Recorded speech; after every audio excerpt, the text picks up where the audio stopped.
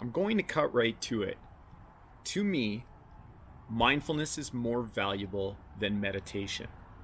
Barriers to entry are very real, and a lot of people struggle with barriers to entry. It's enough to make some people quit before they even start. Meditation definitely has barriers to entry. People don't know how long to do it, where to do it, when to do it. There's just a whole bunch of factors that conspire against a person doing meditation on a regular basis. Mindfulness, not so much. You see, mindfulness, you can enter into that immediately. You just have to choose to. And if anybody who follows me knows me well, you know that I talk about the concept of metacognition frequently. The idea of thinking about thinking. To me, mindfulness is exactly the switch that you flip when it comes to thinking about thinking. Meditation, it's a gateway to mindfulness. But when you have mindfulness, especially the ability to engage it at will, meditation practices can fall by the wayside, and you won't necessarily suffer for it the same way that you will if you don't practice mindfulness. I spoke about barriers to entry to mindfulness being almost minimal. All you have to do is ask yourself, are you thinking in this moment? That puts you in a mindful state. It allows you to take in the entirety of your environment, your situation, and the people that are in it. Meditation is a gateway to mindfulness, but it's very difficult to sustain. Mindfulness and meditation are very similar to the other senses.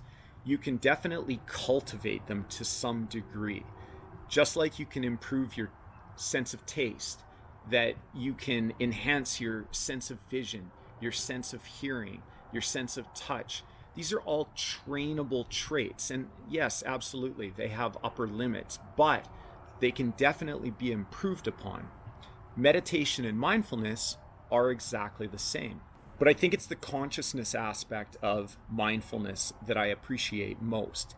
And in that respect, it doesn't really have a limited functional range in the same way that, say, meditation does. Meditation and your vision, or meditation and your hearing, your sense of touch, they have functional limits on their range. I would say that the state you achieve in meditation practices wears off through the course of your daily living.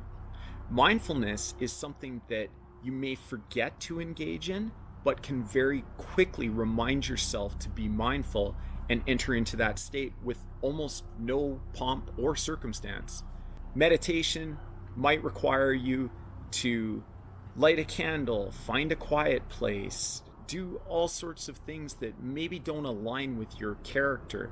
Maybe you're the type of person that thinks all that stuff is just hippie stuff and you don't want any part of it. You're probably exactly the person who should be meditating, but because of all the extant baggage that comes with meditative practices, you're not really into it. But if I talk to you about mindfulness and we can come upon an agreed upon set of terms as far as how to enter a mindful state, there's a really great chance that you will embrace mindfulness in a way that you never would have embraced meditation. I do think meditation is valuable, but when I try to coach somebody in meditation, it quite often falls flat. Maybe that's a failing on my part, but most of the time the feedback is that the person just doesn't feel comfortable meditating. However, when I explain the concept of mindfulness to a person, that gets a different outcome. It doesn't require a special environment, a special situation, or people around to trigger it. All it does require to get good at it is that you engage it early and often. Mindfulness is one of these things that once you start doing it, once that ball starts rolling, you have a hard time remembering what your life was like before you used to use mindfulness as a tool.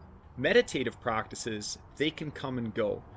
People will talk about how they were really strict and really disciplined about their meditation practices at one point, but then it just sort of fell to the wayside. That doesn't happen with mindfulness.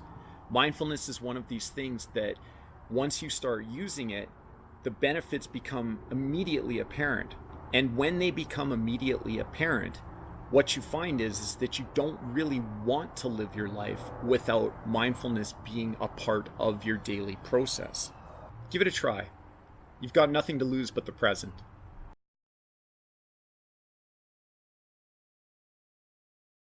I mean, mathematically speaking, I don't think that helicopters are actually louder than airplanes, but because they fly lower, they are more disruptive to vlogging than your average passenger airliner flying overhead.